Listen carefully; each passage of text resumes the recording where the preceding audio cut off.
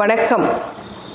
இனியவை இந்த நிகழ்ச்சியில தொடர்ந்து நம்ம பெண்கள் சார்ந்த பல ஆரோக்கிய குறிப்புகளை பார்த்துட்டு வரங்க. அந்த வகையில இன்னைக்கு நம்ம சொல்லக்கூடியது குடல் ஆரோக்கியத்தை மேம்படுத்தக்கூடிய முக்கியமான ஒரு 7 உணவுகளை பற்றி தான் இன்னைக்கு நம்ம பார்க்க போகிறோம். நான் doctor MS. Usha Nandhini, Siddha physician, lotus women care hospital, இந்தியாவின் முதல் பெண்களுக்கான PCOS சித்த மருத்துவமனை, கோயம்புத்தூர், சென்னை மற்றும் பெங்களூர்.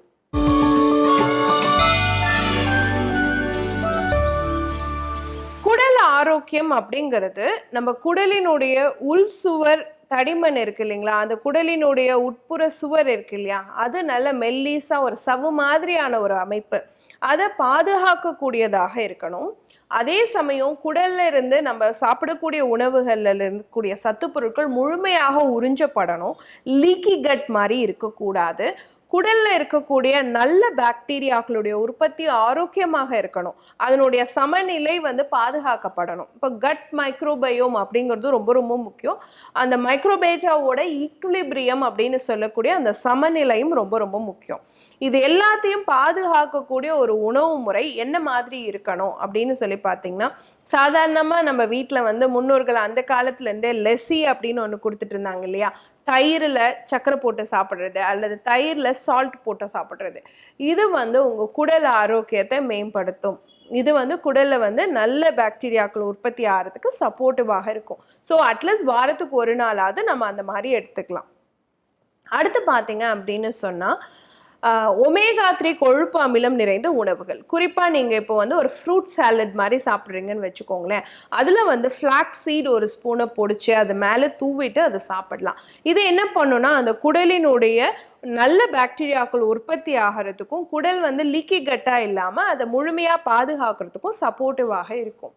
நான் வெஜிடேரியன் சாப்பிடுவீங்க அப்படின்னு சொன்னால், குழம்பு மீன் டெய்லி ஒரு துண்டு சாப்பிடும் பொழுது இந்த ஒமேகா 3 கொழுப்பு அமிலம் கிடைக்கும். இதனால குடல் ஆரோக்கியம் பாதுகாக்கப்படும்.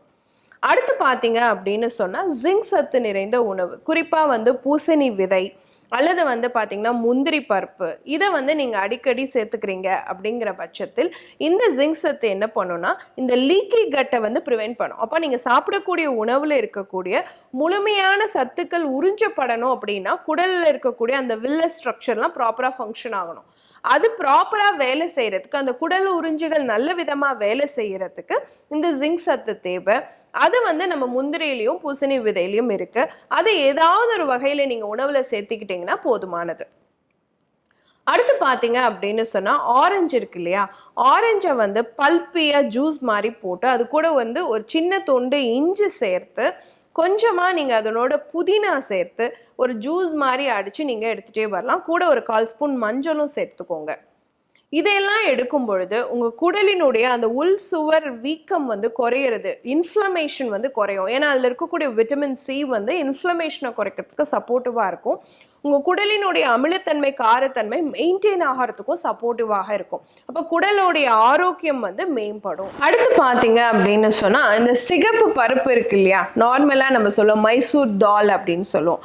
அதில் நீங்கள் முருங்கைக்கீரை சேர்த்து, பூண்டு சேர்த்து, இஞ்சி சேர்த்து, கூடவே மஞ்சள், சின்ன வெங்காயம், இது எல்லாத்தையும் சேர்த்து ஒரு சூப் மாதிரி ப்ரிப்பேர் பண்ணும். உதாரணத்துக்கு சிகப்பு பருப்பை நல்லா கழுவிட்டு 2 பல்லு பூண்டு, சின்ன துண்டு இஞ்சி, கூட சின்ன வெங்காயம் இதெல்லாம் சேர்த்து மஞ்சளும் சேர்த்து ஒரு கைப்பிடி முருங்கைக்கீரை எடுத்து வச்சுக்கோங்க. இது எல்லாத்தையுமே முதல்ல வேக வச்சுட்டு லாஸ்ட்டாக முருங்கைக்கீரை ஆட் பண்ணி ஒரே ஒரு கொதி வந்த பிறகு அதை நல்லா அரைச்சிட்டு சூப் மாதிரி குடிச்சிருங்க.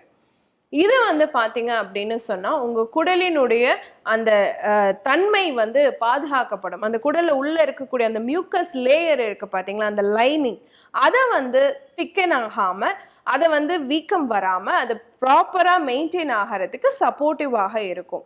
அப்போது குடலினுடைய அந்த உள் சுவர் அப்படின்னு சொல்லக்கூடிய மியூக்கஸ் லேயர் பாதுகாக்கிறதுக்கு இப்போ நான் சொன்ன இந்த தால் சூப், சிகப்பு பருப்பினுடைய சூப் ரொம்ப சப்போர்ட்டிவாக இருக்கும். கூடவே ஒரு சாலட் மாதிரி காலையில் எந்திரிச்சோன்னே வெறும் வயிற்றில் எடுத்துக்கிறது குடல் ஆரோக்கியத்தை மேம்படுத்தும் அப்படின்னு சொன்னால், ஆப்பிள் கட் பண்ணிவிட்டு அது மேலே வால்நட்டை குட்டி குட்டி பீசஸாக கட் பண்ணி அதில் போட்டு அதை சாப்பிட்டுட்டே வாங்களேன்.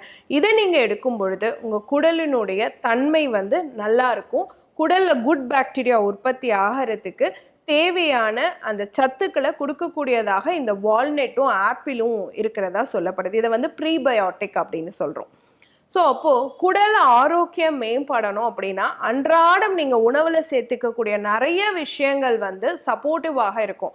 அப்படி இருந்தால் அசிடிட்டியோ கேர்டோ இல்லை ஐபிஎஸ் மாதிரியான பிரச்சனையோ இல்லை வயிற்று புண்களோ சாப்பிட்டோன்னே மோஷன் போகிற கம்ப்ளைண்ட்டோ இது எல்லாத்தையுமே நம்மளால் சரி செஞ்சுக்க முடியும் உணவில் நீங்கள் கொண்டு வரக்கூடிய சின்ன சின்ன மாற்றங்கள் தான். ஸோ குடல் ஆரோக்கியத்தை மேம்படுத்தி குடலை வலுப்படுத்தக்கூடிய ஒரு 7 உணவுகளை நான் இன்னைக்கு சொல்லியிருக்கேன். இதை பயன்படுத்தி பாருங்க. இதே மாதிரி இன்னொரு ஆரோக்கிய குறிப்போடு நான் உங்களை சந்திக்கிறேன். இயற்கையோடு இணைவோம், ஆரோக்கியமாக இருப்போம், ஆனந்தமாக வாழ்வோம். நன்றி, வணக்கம்.